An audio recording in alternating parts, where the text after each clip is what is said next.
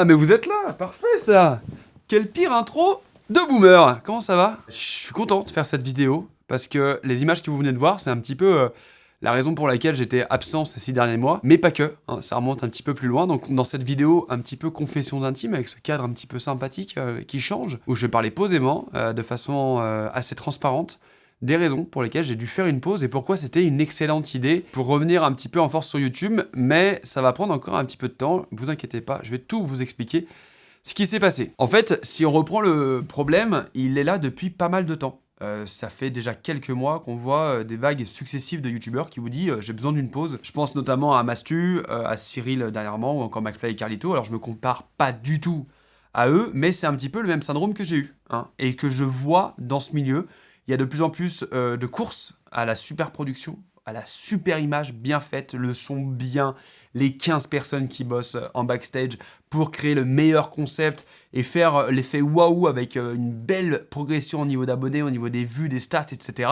Et je pense que vous vous en rendez pas compte parce que peut-être que vous n'êtes pas créateur de contenu, mais quand on voit ça autour de soi, en fait, on angoisse de plus en plus. Moi, c'est ce qui m'est arrivé. C'est-à-dire qu'en fait, au bout d'un moment, je savais même plus ce qu'il fallait faire. Je vous promets, j'étais là en mode, j'ai envie de partager, mais en même temps, je me prends des scuds dès que j'essaye un truc. Et si en plus de ça, en fait, tu rajoutes la partie business à la partie, du coup, création de contenu, je parle de la thune, hein, de la moula, des caillasses, de l'argent, en fait, tout simplement, tu obtiens une recette ultra toxique à distribuer à tous les créateurs de contenu qui essayent de vivre de leur passion. Je le rappelle, encore une fois, c'est une passion. Et là, en fait, ça atteint tous les niveaux. Les petits, les moyens, les très gros. Et même Michaud en a parlé il y a quelques semaines sur Twitter. Ça fera peut-être l'objet d'une vidéo entière parce qu'il y a énormément de facettes dont j'aimerais vous parler au niveau de l'influence marketing et tout ce qui se passe dont vous n'êtes pas forcément au courant. Et vu l'actualité, peut-être que ça va vous intéresser. Donc encore une fois, laissez-moi un commentaire. Mais bref, si je devais un petit peu résumer, dites-vous qu'à un moment donné, moi, je me suis retrouvé avec ma création de contenu où je me sentais ni légitime, ni créatif, ni assez bien pour vous. J'avais peur de revenir et j'étais dans une situation qui était pas dingue. J'ai pas envie d'utiliser le mot burn-out parce que pour moi, c'est une vraie maladie. Il faut pas minimiser ni les symptômes, ni les conséquences de celle-ci. Donc,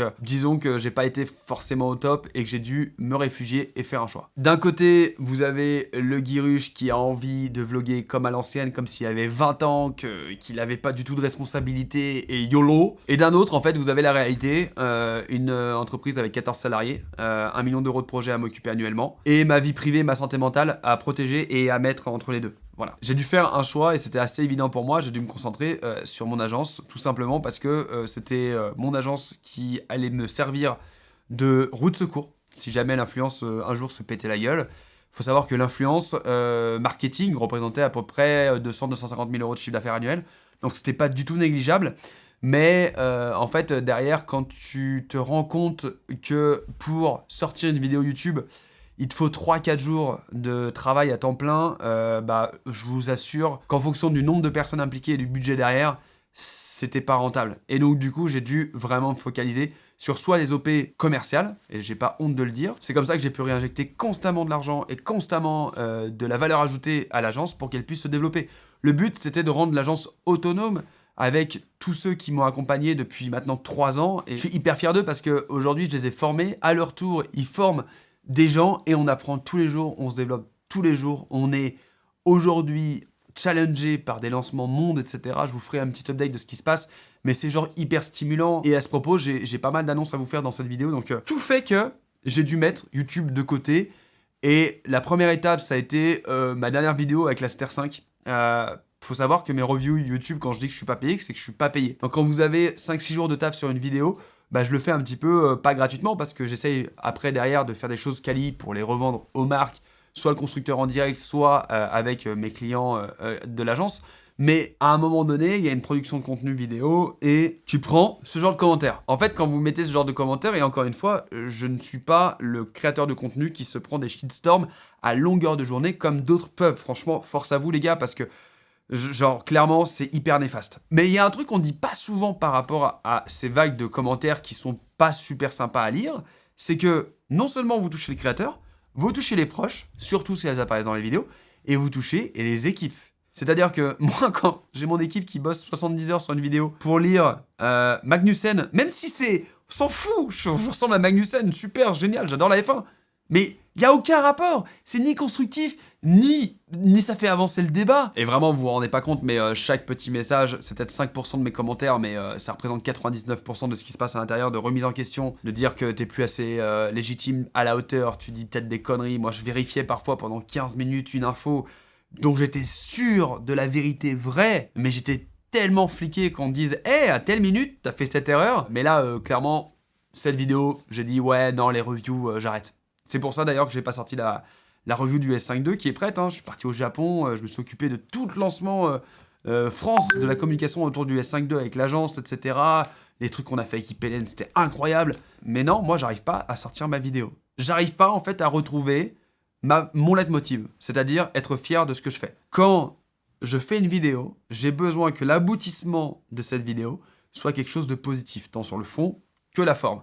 Et c'est pareil pour tout le monde. À l'agence, quand tu montres un projet, c'est sois fier de ce que tu fais. Et je trouve que c'est hyper bénéfique d'être fier d'un travail qu'on partage. Mais quand tu n'arrives pas à le refaire, et quand tu sais qu'aujourd'hui, une vidéo YouTube, c'est 3-4 jours de taf, mais qu'à côté, tu as des clients comme GoPro France, comme Walibi ou encore IPLN, j'en parlais, qui représentent 50% de ton CA mensuel, tu peux pas prendre ce temps et ce recul. Il m'a fallu 6 mois de stop, d'accord, pour dire, c'est bon, je sais où aller. Une des raisons pour laquelle aussi j'ai arrêté, dernièrement, j'ai lancé une bête d'idée. Un comedy club en live en partenariat avec Intel. Franchement, sur le papier, c'était dingue. Découvrir les humoristes de demain en compagnie de Bat RLT et de David Moisson, qui sont mes potes.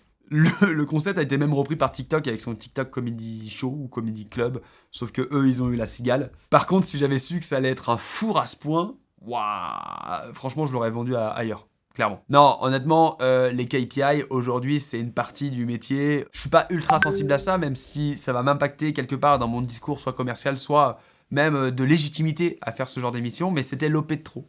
L'OP de trop parce qu'en fait, on a voulu trop bien faire, trop en faire. Ça va avec ma promesse de se fier de ce que tu fais. Mais j'avais envie de démontrer à Intel et à la marque, au monde, qu'une petite agence lyonnaise pouvait gérer une prod de malade. Le résultat, c'est qu'on a bouffé tout le budget, il ne nous restait plus rien à la fin, on a même payé des choses en plus, et qu'on était en intermédiaire avec une agence. C'est-à-dire qu'en fait, il y avait nous, une agence qui avait le projet global de Intel Monde et Intel. Et donc tout ce qu'on faisait passait par une intermédiaire et une marque au final, et là j'ai dit ouais, stop.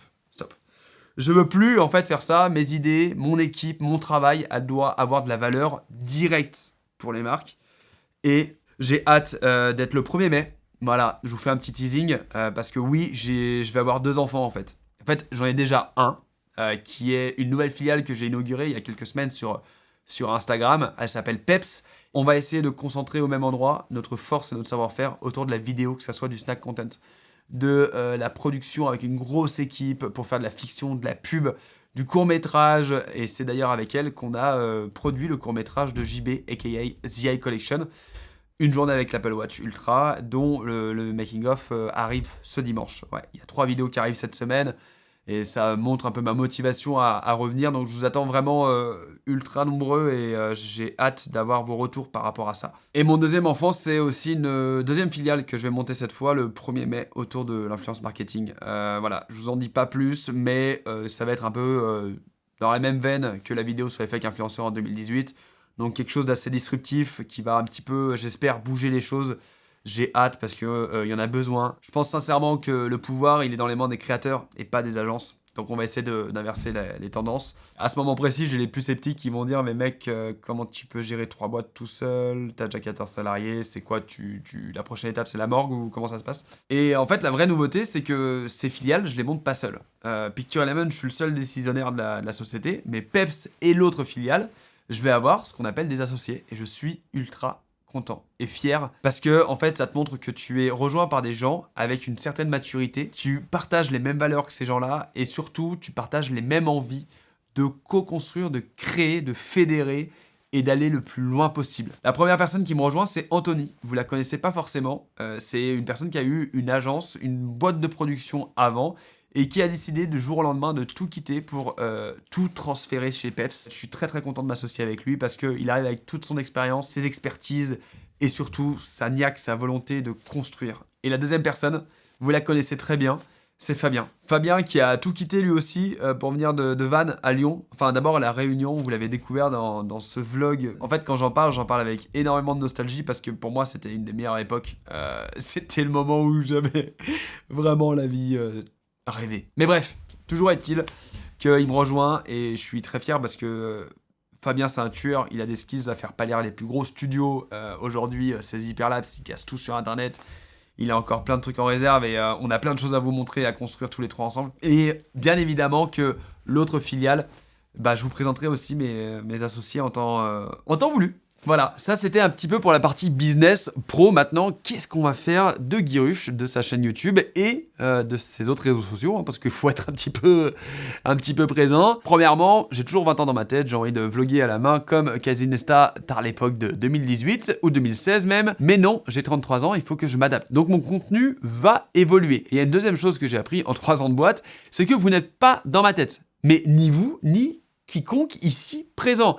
Et je vous promets, parfois, vaut mieux pas, parce que mon level stratosphérique de pensée divergente, il y a un truc qui cloche. Je sais pas ce que c'est, mais en tout cas, c'est parti très loin. Tout ça pour vous dire que, en fait, je me suis rendu compte, tout simplement, que j'avais besoin de co-construire ma ligne éditoriale avec vous ou avec toi, qui me regarde plus précisément. Et donc, oui, je vous l'annonce, je vais recruter. En fait, je l'ai déjà fait. Il y a quelques jours, j'ai balancé un Typeform pour recruter un cadreur-monteur. Autant sur la partie YouTube que un autre sur la partie TikTok, parce qu'il est en train de se passer des dingueries au niveau de TikTok. On est en train de reprendre la prod de TikTok de plein de boîtes, et donc on est en train de spécialiser des gens pour faire du TikTok, et encore une fois, pour remettre le créateur au milieu du village. Normalement c'est l'église, mais bref, ça marche aussi. Pour simplifier, on crée de la valeur avec vous. Ce que j'ai fait, c'est que j'ai mis un Typeform. Voilà, je le remets en description si jamais vous ne l'avez pas vu. Mais dites-vous qu'en 48 heures, on a clôturé les candidatures. On a reçu 78 candidatures. C'est juste insane. Bon, il y a eu 3-4 trolls, mais 74 candidats qualifiés en 48 heures via une story Instagram. Je pense que tous les cabinets RH sont en sueur. C'est-à-dire que ça, généralement, les mecs, ils payent pour avoir autant de personnes qui veulent travailler. Donc ça, je suis trop content parce que c'était le but. Quand j'ai lancé, j'ai fait plusieurs campagnes de recrutement. Tous les gens qui sont là m'ont suivi, me suivent ou me connaissent de près ou de loin. Aujourd'hui, on arrive à monter des boîtes ensemble, à créer des projets de dingue, à faire encore une fois 1 million d'euros de projets. J'ai pas honte de le dire, je m'en fous, c'est une valeur que j'ai créée avec mon équipe. Bref, je suis super fier. Tout ça pour vous dire que cette recherche de talent, on va pas s'arrêter ici. J'ai besoin d'avoir les meilleurs d'entre vous en 3D, en VFX, en sound design, composition. J'ai envie de faire des dingueries. Voilà, donc je vous mets un Typeform réservé aux cadreurs, monteurs, plutôt YouTube, TikTok, et un autre un peu plus généraliste où vous allez pouvoir m'exprimer ce que c'est votre talent. J'ai 4 envies à vous partager. Dites-moi en commentaire ce que vous en pensez. Premièrement, toujours continuer de faire des reviews tech, mais différemment. Je commence déjà demain à 16 h par une tentative. Vous me direz ce que vous en pensez. Quelque chose qui met un peu plus droit au but, on prend un peu moins de temps, mais on est toujours aussi précis et on est toujours aussi peu sponsorisé. Important de garder sa légitimité. Code créateur, Guirush chez IPLN, ça suffit. Deuxième thème, les voyages et les expériences. Oui, j'ai besoin, là j'ai besoin de ma dose vite, vraiment, je vous promets. J'ai besoin de partir en voyage, de ramener des souvenirs, de raconter des histoires et de les partager avec vous. C'est mes meilleurs souvenirs, que ça soit même à La Réunion ou Darla avec Fab, que ça soit en Suisse avec les copains, que ça soit dernièrement à Nice avec Yo, etc. En fait, c'est tellement bien, c'est tellement génial. Mais encore une fois, il faut que je trouve cet équilibre. Donc, ça, 100%. Il y a les vlogs aux US qui vont arriver. Il va avoir mon saut en parachute, bien évidemment, que j'ai jamais partagé en 2 ans. Troisième thème, ce qui se passe ici à l'agence. En fait, j'ai envie de le formaliser sous un format un petit peu docu, reportage, vlog, où je voudrais mettre en avant tout ce qu'on fait, professionnellement parlant. Comment on est face à des impasses, à des imprévus, comment on réagit, quelle est la valeur ajoutée de chaque collaborateur. Il y a des mecs qui ont des histoires incroyables. Il y en a qui viennent de chez TBWA, d'autres de chez Follow. Il y a même un directeur artistique de chez Buzzman qui est venu me voir il n'y a pas si longtemps que ça. Quand on sait qu'il y a des collaborateurs qui viennent d'énormes boîtes parisiennes, on a envie de savoir pourquoi ils viennent ici et qu'est-ce qu'ils font au quotidien pour créer une si belle valeur à l'agence. Et il y a encore plein de choses qui arrivent, donc je pense que ça serait énorme de créer un truc assez récurrent sur ok, qu'est-ce qui s'est passé chez Picture Element. Quatrième et dernier thème, mais ça rejoint un petit peu juste le thème d'avant, c'est la formation et le coaching. Alors pas du tout à comment apprendre à faire des photos et des vidéos, j'ai pas la patience et clairement j'ai pas l'envie de faire ça. Mais par contre, comment tu passes d'un niveau intermédiaire à un niveau expert dans ton business, dans la photo, dans la vidéo, comment tu t'entoures, Enfin, j'aimerais bien rassembler toutes mes connaissances et celles de mes collaborateurs sur une plateforme, un support, pour, encore une fois, former, éduquer, transmettre. Vous prenez le verbe que vous voulez. On va commencer d'ailleurs avec Fab et ses hyperlapses qui font le tour du monde. Sa formation est quasiment terminée, on a juste hâte de vous la partager en fait. Bon, bah voilà, j'ai changé de batterie, du coup, j'imagine que ça fait déjà pas mal de temps que je tourne, et surtout, j'espère que ça vous plaît, ces nouveaux formats. Dites-moi en commentaire ce qui vous inspire le plus, si vous avez d'autres idées. Merci beaucoup, les gars, d'être encore là, d'avoir cliqué tout simplement sur une vidéo blabla, voilà, avec un peu d'illustration. Petite pensée à Johan, qui à l'instant T a de la sueur qui coule sur le front. Parce qu'il est 10h30 qu'il vient de finir le dérush. Bref, je vous kiffe, prenez soin de vous. On se voit demain à 16h pour une petite vidéo review sympathique. Et dimanche pour le making of d'Apple Watch. Et j'ai hâte d'avoir vos retours. Le documentaire a été filmé, monté par Johan. Et gros big up à lui, il est monstrueux. Bref, toute mon équipe est monstrueuse. Elle est géniale. Je l'aime d'amour, mais pas autant que vous. La bise. Allez, prenez soin de vous. Ciao tout le monde.